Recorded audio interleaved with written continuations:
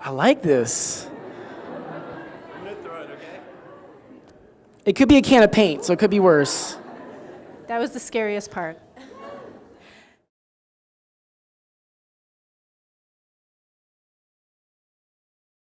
I just realized that's a microphone. Like, why is she talking to the ball? And why is her voice so loud? What's in that Phil's coffee?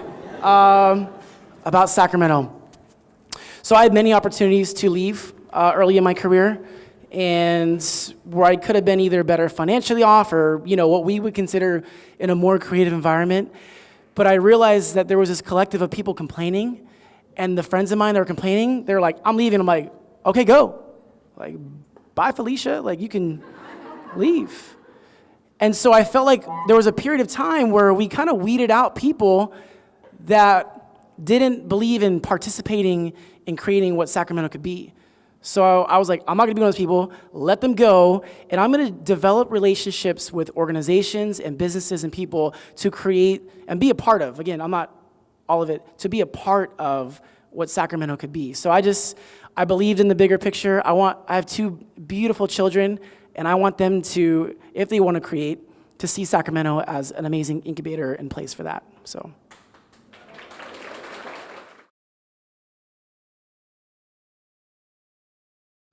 It was my first one, my first live one, who actually, a local DJ, Anand, owns that painting. I think I sold him for $50. So, and I say that because that's where I started. That was the beginning. That was the push start button on my journey. So I would say that first live painting I did at Fox and Goose was I think the best because it represents so much. Yeah.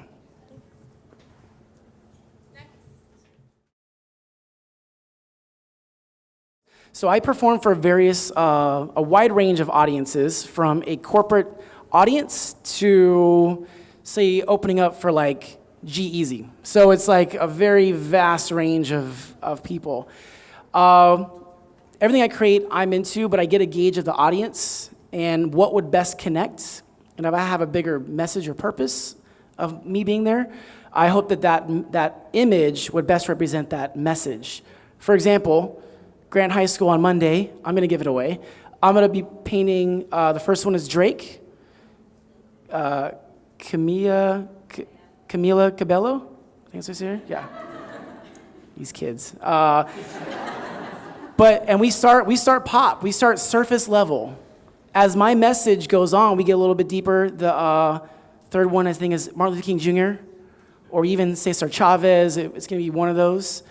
And then the last one is either gonna be Statue of Liberty or Einstein. So I try to start surface level, like, oh, I just wanna connect, we're cool. All right, let's go deep. And then we just go like into a deeper message, so, yeah.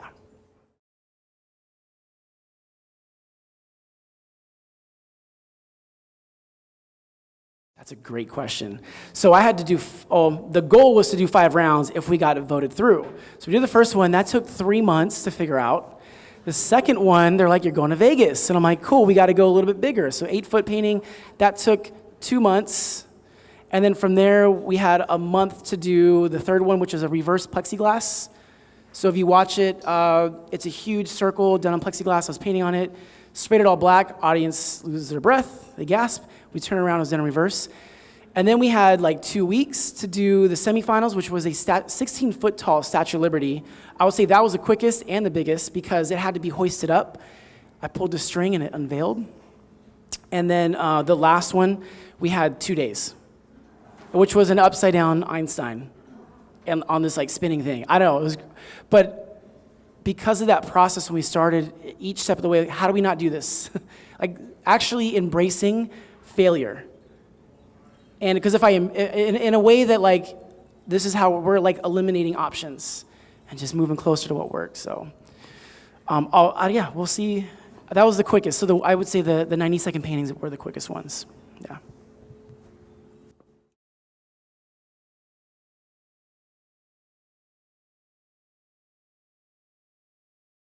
It was very much fueled by perfecting my craft because, which my dad wasn't happy about, but when I started, it was a collision of passions. So the part of my journey before my high school animation class. I played the trumpet from 3rd grade to high school.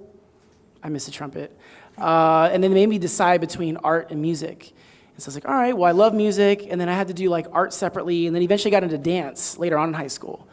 And so when I got into this painting, it was this collision of all these passions. So if you can imagine, I was 3 times passionate about this particular art form. And I would say it wasn't until I was really like forced to like, all right, my dad's like, you gotta pay rent.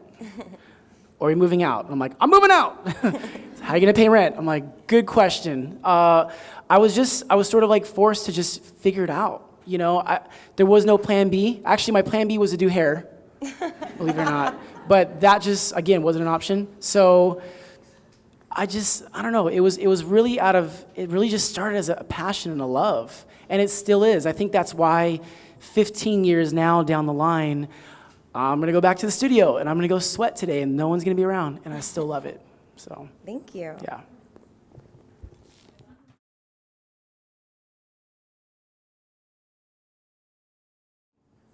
I just didn't listen to it.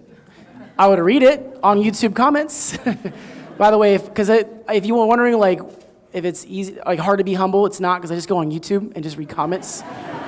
So I'm like, what do I need to work on today? You know, that has to be part of the process of growing. You have to take criticism. I think what you end up becoming is a result of the filter of criticism you receive and how you applied it. So for me, there was some stuff and I'm like, that's just mean.